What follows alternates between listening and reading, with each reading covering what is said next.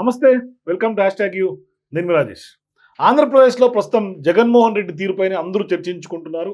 ఇట్లాంటి సందర్భాల్లో జగన్కి ఏమన్నా మానసికంగా ఏమన్నా ఇబ్బందికరమైనటువంటి పరిస్థితులు ఉన్నాయా? ఎందుకంటే ఆయన రోజుకో మాట మాట్లాడుతున్నాడు. ఒకసారి ప్రతిపక్ష హోదా గురించి ఒక తీరున, అమరావతి అంశం మీద ఒక తీరున, ఇట్లా నిత్యం ప్రతిరోజు ఏదో ఒక సందర్భంగా అప్పుడొక మాట ఇప్పుడొక మాట మాట్లాడుతూ ఒక వింత ధోరణిలో ప్రజల్లో తీవ్రమైనటువంటి చర్చను రాజేస్తున్నారు మాజీ ముఖ్యమంత్రి జగన్మోహన్ రెడ్డి. సో జగన్ గారికి ఒక వింత సైకలాజికల్ డిజార్డర్ ఉంది అని చర్చించుకుంటున్నటువంటి నేపథ్యంలో ఒకసారి కొత్త రవీంద్రబాబు గారితో మాట్లాడబోయే ముందు మీరు కూడా ఎటువంటి వింత డిజార్డరో మీ అభిప్రాయాన్ని కింద కామెంట్స్ లో తెలియజేయండి. రవీంద్రబాబు గారితో మాట్లాడదాం. సార్ నమస్తే. నమస్తే సార్, జగన్మోహన్ రెడ్డి తీరు చూస్తుంటే అమరావతి విషయం తీసుకున్నా, ప్రతిపక్ష హోదా గురించి తీసుకున్నా, గతంలో ఒక మాట ఇప్పుడు ఒక మాట, ఏంటి అంత భిన్నమైనటువంటి మాటలు మాట్లాడుతున్నటువంటి జగన్మోహన్ రెడ్డికి సంబంధించి తాజాగా బయట ప్రజల్లో ఉన్నటువంటి చర్చ ఏంటంటే ఈయనకేమన్నా మానసికమైనటువంటిది ఏదన్నా ఇబ్బంది ఏమన్నా తలెత్తిందా, లేకుంటే ఎందుకు ఈ తరహా? ఎందుకంటే ఆయన తాజాగా వర్డ్స్ ప్రొనౌన్సియేషన్ విషయం తీసుకుంటే గతం నుంచి ఉన్నదే, కొత్తగా ఏం కాదు, కానీ తాజాగా ఉన్నటువంటి వర్డ్ కూడా ఏంటంటే సంక్షేమాన్ని కూడా సంక్షేమం అనే పరిస్థితి కనిపిస్తుంది. ఏంటి సార్, ఎట్లా చూడాలి వ్యవహారాన్ని? ఆంధ్రప్రదేశ్ రాష్ట్రంలో ప్రస్తుతం అధికారంలో ఉన్న ఎన్డీఏ కూటమికి గతంలో పరిపాలించిన వైఎస్ఆర్ కాంగ్రెస్ పార్టీకి డిఫరెన్స్ ఏంటని 1 మార్క్ బిట్ క్వశ్చన్ అడిగితే, ఒకటి కన్స్ట్రక్టివ్ థింకింగ్, రెండోది డిస్ట్రక్టివ్ థింకింగ్ అని చెప్తాను. సో 1 మార్క్ బిట్ క్వశ్చన్ కాకుండా ఎస్ఏ క్వశ్చన్ అడిగితే ఇప్పుడు ఆన్సర్ చెప్తాను. డిస్ట్రక్టివ్ థింకింగ్ అని ఎందుకన్నానంటే, ఈయన వైఎస్ జగన్ రెడ్డి గారు గతంలో పరిపాలన స్టార్ట్ చేసిందే ప్రజావేదిక విధ్వంసంతో స్టార్ట్ చేశాడు. విధ్వంసకరమైన పాలన, అందుకే డిస్ట్రక్టివ్ థింకింగ్ అన్నా. ఇక రెండోది మీరు ప్రస్తావించినట్టుగా ఆయనకి సైకలాజికల్ అండ్ మెంటల్ స్టెబిలిటీ లేకుండా ఒక్కొక్క రోజు ఒక్కొక్క భిన్న అభిప్రాయాలు వ్యక్తం చేస్తూ వస్తున్నాడు. దానికి కొంత చర్చనీయాంశమైంది ఆంధ్రప్రదేశ్లో. For example, first Amaravati decide చేసినప్పుడు క్యాపిటల్గా తెలుగుదేశం పార్టీ గవర్నమెంటు, అప్పుడు అసెంబ్లీ సాక్షిగా జగన్ రెడ్డి గారు ఏం చెప్పారు? అమరావతి రాజధానిగా మాకు అంగీకారం, 30,000 ఎకరాలకి తక్కువ కాకుండా చూడండి రాజధానిలో అని చెప్పాడు అసెంబ్లీ వేదికగా. తర్వాత అధికారంలోకి వచ్చినాక అమరావతి కాదు, అది కమ్మరావతి, బ్రహ్మరావతి అని అమరావతిని విధ్వంసం చేశాడు. మరి ఆ రోజు అసెంబ్లీలో చెప్పింది ఏంటి, ఈయన చేసింది ఏంటి? విధ్వంసం చేయకపోగా ఆయన 3 రాజధానులు, అదే వస్తున్నా. విధ్వంసం చేసిన తర్వాత 3 రాజధానులు అన్నాడు, 3 ముక్కలు ఆటాడాడు. 3 రాజధానులు మరి ఆయన అన్న మాట ప్రకారం 3 రాజధానులు చేశాడా? చేయలా. దాన్ని గాలికి వదిలేశాడు. ఒకటి. రెండోది, ఎలక్షన్కి ముందేమన్నాడు? Why not 175? ఒకటే క్వశ్చన్ జనంలో విపరీతంగా నినాదాన్ని తీసుకెళ్ళాడు. అంటే వై నాట్ 175 అంటే దాని మీనింగ్ ఏంటి? ఆంధ్రప్రదేశ్లో మొత్తం 175 సీట్లు వైఎస్ఆర్ కాంగ్రెస్ పార్టీ ఉండాలి, గెలవాలి. అంటే అధికార పక్షం మాత్రమే ఉండాలా, ప్రతిపక్షం విపక్షం ఉండకూడదు అనేదే కదా దాని మీనింగ్. సో ఇప్పుడు వై నాట్ 175 అసలు అది ఏ రాజకీయ పార్టీకి సాధ్యమయ్యే? అసలు ఆ విధంగా మాట్లాడటంలో ఆయన ఉద్దేశం ఏంటి? ప్రతిపక్షం ఉండకూడదు, ఓన్లీ ఒకే పక్షం ఉండాలి, అదే అధికార పక్షం. ఈ రోజు ఆయన నిన్న ప్రెస్ మీట్ లో మాట్లాడుతూ అధికార పక్షం ప్రతిపక్షం 2 పక్షాలు ఉంటాయి అసెంబ్లీలో. ప్రతిపక్ష నేతగా నాకు ప్రతిపక్ష హోదా ఇవ్వాలా, ప్రతిపక్షం అనేది ప్రజాస్వామ్యంలో ఒక పట్టు కొమ్మ, ఒక పిల్లర్ లాంటిది. అటువంటి ప్రతిపక్షం లేకుండా, ప్రతిపక్ష హోదా లేకుండా ఎన్డీఏ గవర్నమెంట్ వ్యవహరిస్తూ ఉంది అన్నాడు. ఈ 2 విభిన్నమైన ధోరణి కాదా? 3వ అంశం తీసుకున్నాం. గతంలో అసెంబ్లీ సాక్షిగా వైఎస్ జగన్ రెడ్డి గారు అధికారంలో ఉన్నప్పుడు, అప్పట్లో చంద్రబాబు నాయుడు గారికి 23 సీట్లుంటే అసెంబ్లీలో ఏం మాట్లాడాడు? మీ దగ్గర నుంచి ఒక 6గురిని కనుక నేను తీసేసుకున్నట్టయితే మీకు ప్రతిపక్ష హోదా కూడా ఉండదు. ఎందుకంటే 18 మంది లేకపోతే ప్రతిపక్ష హోదా ఉండదు. మీ దగ్గర నుంచి నేను 6గురిని తీసుకుంటే బిలో 18 అవుతారు మీ నంబర్స్, మీకు ప్రతిపక్ష హోదా ఉండదు అన్నాడు అసెంబ్లీలో. అంటే ఎమ్మెల్యేలు గుంజేసుకుంటే. ఈ రోజు ఏమంటున్నాడు? ప్రతిపక్ష హోదా అనేది నంబర్ ఆఫ్ ఎమ్మెల్యేస్తో సంబంధం లేదు, పర్సంటేజ్ ఆఫ్ ఓట్లు అంటున్నాడు. మరి ఇది భిన్నమైన ధోరణి కాదా? 3వ అంశం. అంటే ఏ ఎండకు ఆ గొడుగు అని అనుకోవాలా? అట్లా కూడా అనుకోవటానికి లేదు. మెంటల్ స్టెబిలిటీ లేకుండా మాట్లాడుతున్నాడని నేను అంటున్నా. ఇంకొక అంశం తీసుకుందాం. ప్రతిపక్ష హోదా లేదు కాబట్టి నేను అసెంబ్లీకి రాను అని మొరాయించి కూర్చున్నాడు. చిన్నపిల్లలు స్కూల్కి వెళ్ళను అన్నట్టుగా. పర్వాలే. ఎమ్మెల్యేలు 10 మంది అసెంబ్లీకి వెళ్ళొద్దు అని కట్టడి చేశాడు. విభిన్నమైన ధోరణికి నేను ఎగ్జాంపుల్ చెప్తున్నా. మరి అదే వైఎస్ఆర్ కాంగ్రెస్ పార్టీలో ఎమ్మెల్సీస్ ఎవరైతే ఉన్నారో మండలికి రెగ్యులర్గా ఎందుకు అటెండ్ అవుతున్నారు? మరి ఇదే ఫార్ములా అక్కడ కూడా అప్లికబుల్ కాదా? ఇక్కడ ఎమ్మెల్సీకి అప్లై అయినటువంటి ఫార్ములా అసెంబ్లీకి ఎమ్మెల్యేలకు ఎందుకు వర్తించదు? భిన్నమైన ధోరణితో మాట్లాడుతున్నాడు అంటానికి ఇది ఒక ఎగ్జాంపుల్. అసెంబ్లీకి అప్లై చేసిన ఈయన ఫార్ములా అక్కడ ఎమ్మెల్సీకి ఎందుకు అప్లై చేయట్లేదు? అక్కడ వాళ్ళని వెళ్ళనిస్తున్నాడు, ఇక్కడ వీళ్ళని వెళ్ళొద్దు అంటున్నాడు. వీళ్ళు ఇట్లానే వెళ్లకుండా కట్టడి చేస్తే కొద్ది రోజుల తర్వాత వీళ్ళు ఫ్రస్ట్రేషన్కి గురై గంపగొత్తగా ఆయన చెప్పిన ఫార్ములా ప్రకారం ఒక 6 పక్కకి వెళ్తే లెజిస్లేటివ్ పార్టీ మనుగడే ఉండదు. పాయ అసలే పడవ మునిగిపోతున్న సందర్భం, అందరూ బయటికి వెళ్ళిపోతున్న సందర్భం, వేరే పార్టీల్లో జాయిన్ అవుతున్న సందర్భం మనం చూసాం. ఇవన్నీ మాట్లాడుతూ జనసేన పార్టీ పవన్ కళ్యాణ్ని కూడా విమర్శించాడు. కార్పొరేటర్కి ఎక్కువ, ఎమ్మెల్యేకి తక్కువ అని. మరి అదే జనసేన పార్టీ 100% స్ట్రైకింగ్ రేట్తో గెలిచిన మాట వాస్తవం కాదా? అదే పవన్ కళ్యాణ్ గారు ఫస్ట్ టైం ఎమ్మెల్యేకి గెలిచారు, డిప్యూటీ చీఫ్ మినిస్టర్గా ఉన్నారు. ఆయన ఆ విధంగా కామెంట్ చేయవలసిన అవసరం ఉందా లేదా? ఏం అవసరం వచ్చిందా కామెంట్ చేయడానికి? అవసరం ఏంటి? సో ప్రతిపక్ష హోదా కోసం 40% సీట్లు బేస్ ఈరోజు మాట్లాడి ఆ రోజు ఆ విధంగా ఇట్లా కళ్ళు పెట్టి మాట్లాడాడు, నీకు 6 తీసేస్తే ప్రతిపక్ష హోదా ఉండదని. మరి ఈరోజు ఉల్టా పల్టా మాట్లాడుతున్నాడు. ఇదే జర్మనీ కాదు కదా పర్సంటేజ్ ఆఫ్ ఓట్లను బట్టి ప్రతిపక్షం ఇవ్వటానికి. అందుకని ఆ ఉద్దేశంతో పవన్ కళ్యాణ్ గారు కూడా జర్మనీకి వెళ్తే నువ్వు చేసే డిమాండ్ కి ప్రతిపక్ష హోదా వస్తుందని ఆయన చేసినటువంటి ఇంకొక అబద్ధం చెప్పాడు. పార్లమెంట్లో తెలుగుదేశం పార్టీకి సంబంధించిన ఉపేంద్ర గారికి ఆ రోజుల్లో సభ్యుల సంఖ్య తక్కువ ఉన్న ప్రతిపక్ష హోదా ఇచ్చారు అని చెప్పాడు. అది ప్రజల్ని మిస్గైడ్ చేయటమే. ఉపేంద్ర గారికి ఆ రోజుల్లో ప్రతిపక్ష హోదా ఇవ్వలేదు, తెలుగుదేశం పార్టీకి సంబంధించిన లీడర్గా మాత్రమే ఉన్నారు ఆయన. మరి ఇది ప్రజల్ని మిస్గైడ్ చేయటం కాదా? మభ్య పెట్టడం కాదా? తప్పుదోవ పట్టించటం కాదా? ఈ అంశాలు పరంపర అంతా ఇట్లా కొనసాగుతున్నప్పుడు కంక్లూజన్ ఏంటి? ప్రెస్ మీట్ అంతా అయిపోయిన తర్వాత ఎంత వచ్చిందబ్బా అన్నాడు. వాళ్ళ మనిషి ఎవడో 2 hours వచ్చిందన్నా అన్నాడు. మరి 2 hours పడుతుంది నేను మాట్లాడాలంటే, అసెంబ్లీలో నేను మాట్లాడాలంటే నాకు 2 hours టైం కావాలన్నాడు. అంటే నాకు వాక్చాతుర్యం ఉంది, నేను 2 గంటలు మాట్లాడగలనని నేను అనుకుంటే అసెంబ్లీలో ఎవరు ఎన్ని గంటలు మాట్లాడటానికి శక్తి ఉందో అన్ని గంటలు టైం ఇస్తారా? లేదా అసెంబ్లీ రూల్స్ ప్రకారం టైం కేటాయిస్తారా? ఆ విషయం ఆయనకి తెలియదా? ఇవన్నీ అంశాలు ఇట్లా చెప్పుకుంటూ పోతే because of the time constraint నేను కొద్దిగా కంప్రెస్ చేసి చెప్తున్నా. ఈ ఎగ్జాంపుల్స్ అన్నీ చూస్తే ఆయన ధోరణి చెప్పేది చేసేది లేకపోతే మాట్లాడేది ఒకదానికి ఒకటి సంబంధం లేకుండా వింత పోకడలు పోస్తున్న సందర్భం మనం గమనించవచ్చు. ఈ విషయం ఇక్కడ పక్కన పెడితే ఆయన అల్టిమేట్గా చెప్పదలుచుకుంది వైఎస్ఆర్ కాంగ్రెస్ పార్టీ ప్రభుత్వంలో ఆంధ్రప్రదేశ్ అభివృద్ధి జరిగింది, ఎన్డీఏ గవర్నమెంట్లో జరగలేదనేది ఆయన చెప్పదలుచుకున్న, ప్రజలకు ఇవ్వదలుచుకున్న సందేశం. నేనేమంటానంటే ఏ రాష్ట్రమైనా భారతదేశంలో అభివృద్ధి చెందిందా చెందలేదా అనేది టెక్నికల్గా డేటా బేస్డ్ నిష్పక్షపాతంగా అనాలిసిస్ చేసే ప్రయత్నం చేద్దాం. ఏ రాష్ట్రమైనా డెవలప్ అయిందా లేదా అని తెలుసుకోవాలంటే 3 పారామీటర్స్ ప్రధానంగా పరిగణలోకి తీసుకుంటే జిఎస్డిపి గ్రోత్ పర్సంటేజ్, అంటే స్థూల ఆర్థిక స్టేట్ కండిషన్ ఎంత గ్రోత్ ఉంది అంటే ఆ స్టేట్ గ్రోయింగ్ స్టేట్ అని చెప్పవచ్చు. రెండోది పర్ క్యాపిటా ఇన్కమ్ పెరుగుతూ ఉంటే స్టేట్ గ్రోత్లో ఉన్నది అని లెక్క.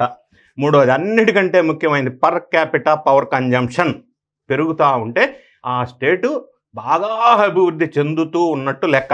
నేను 3 పారామీటర్స్ చెప్పా. ఇటువంటి చాలా పారామీటర్స్ని బట్టి స్టేట్ డెవలప్ అయిందా లేదా అన్న విషయం మనకు తెలుస్తుంది ఎవరికైనా.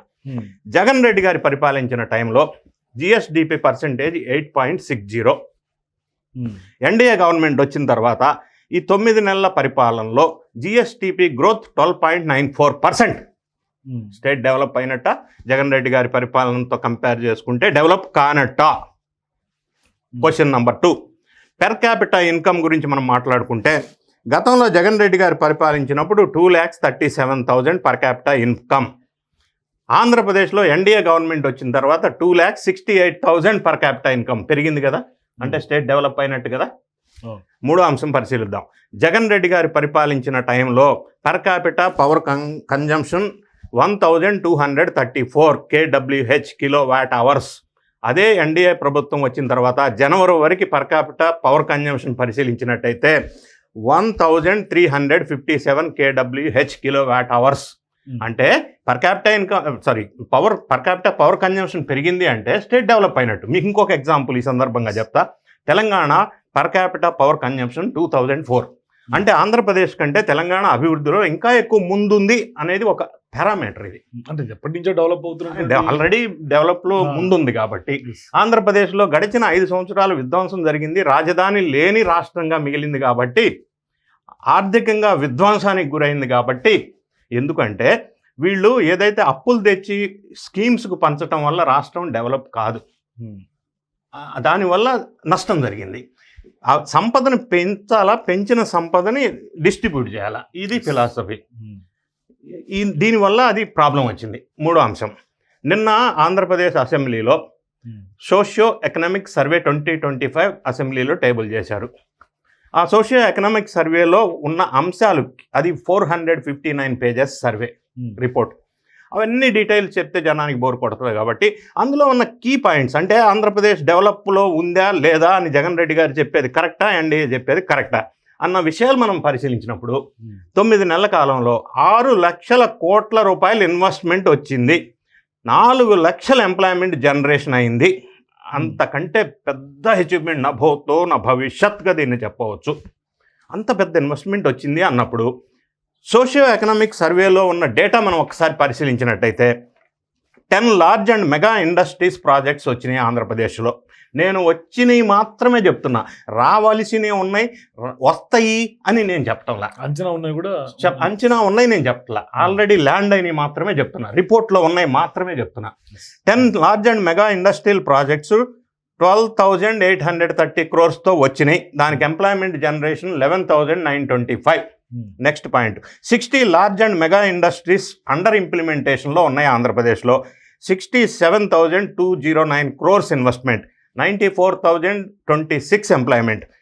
ఇనీషియల్ స్టేజ్ ఆఫ్ ఇంప్లిమెంట్లో ఉన్న ప్రాజెక్ట్స్ ఇండస్ట్రీస్ 114, దానికి ఇన్వెస్ట్మెంట్ 6,16,000 crores, 3,18,000 ఎంప్లాయ్మెంట్.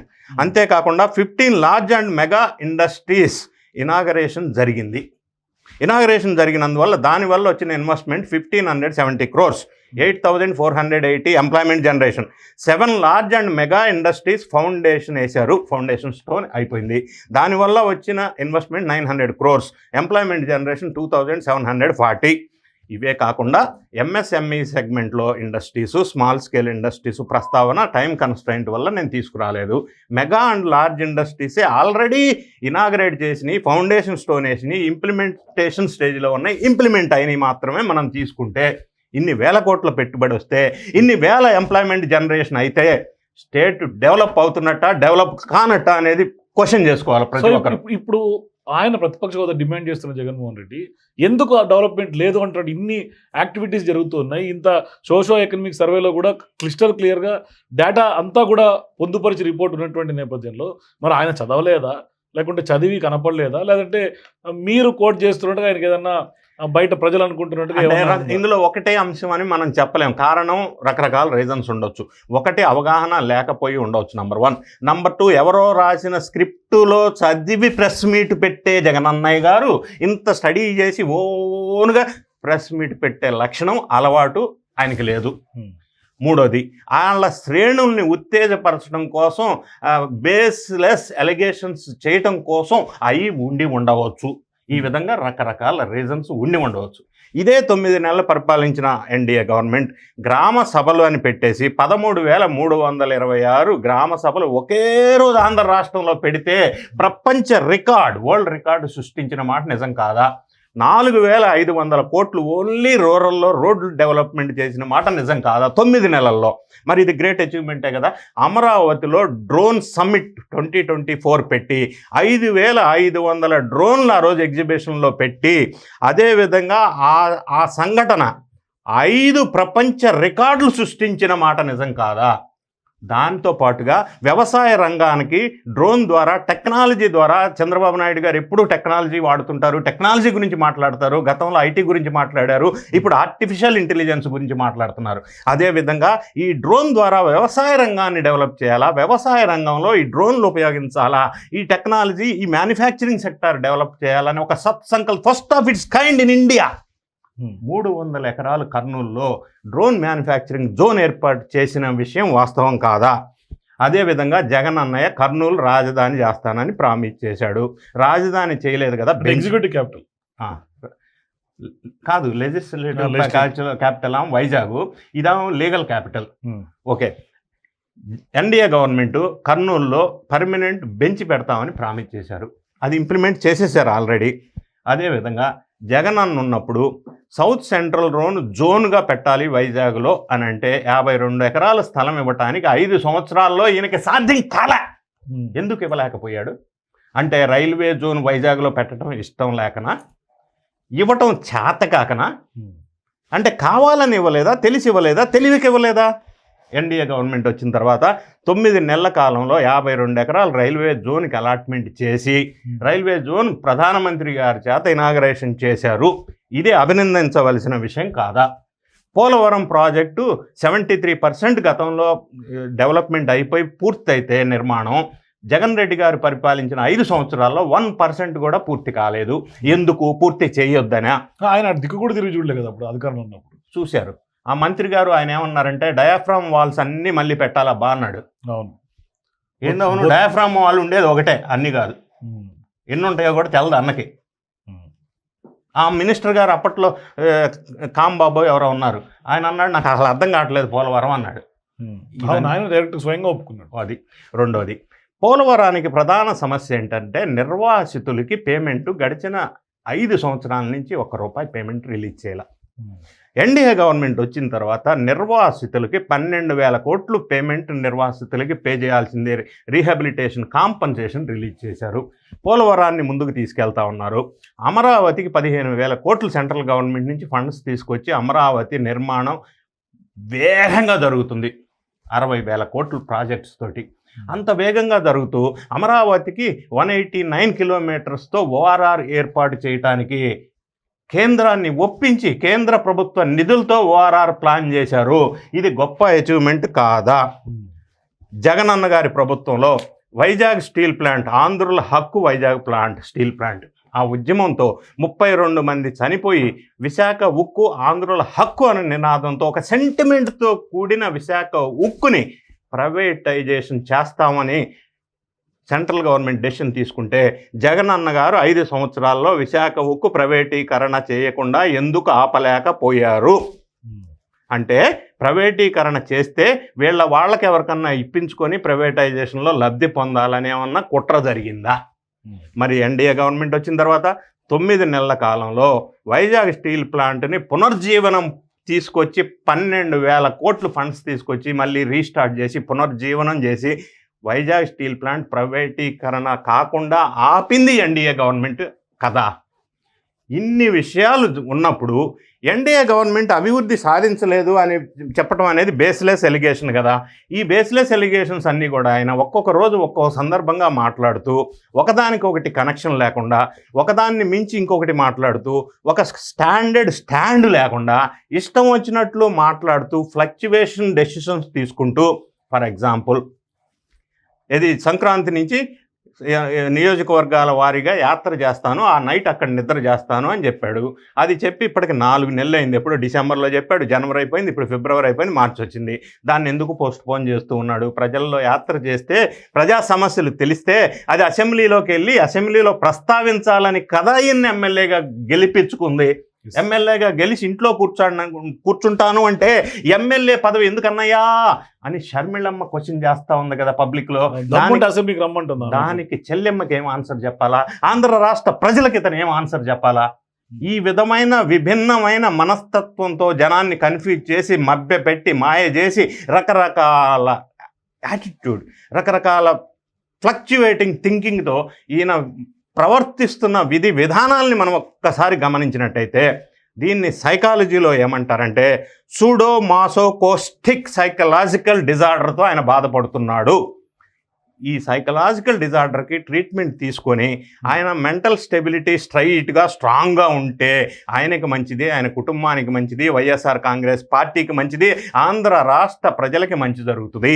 ఈ సూడో మాసోకోస్టిక్ సైకలాజికల్ సిండ్రోమ్ నుంచి ఆయన బయట పడాలని మనస్ఫూర్తిగా నేను కూడా కోరుకుంటున్నా. సో ఏంటి ఇక్కడ సూడో మాసోకోస్టిక్ డిజార్డర్, ఇది మీరు చెప్తున్నటువంటి ఒక కొత్త సైకలాజికల్ డిజార్డర్. ఇది ప్రజల్లో ఉన్నటువంటి చర్చ ఏముంది అని అనుకుంటారు, కానీ మీరు దానికి సూడో మాసోకోస్టిక్ సైకలాజికల్ డిజార్డర్ అంటే ఏంటి అసలు? సూడో మాసో కోస్టిక్ సైకలాజికల్ డిజార్డర్ అంటే దానికి ఏంటి లక్షణాలు ఏమి ఉంటాయి?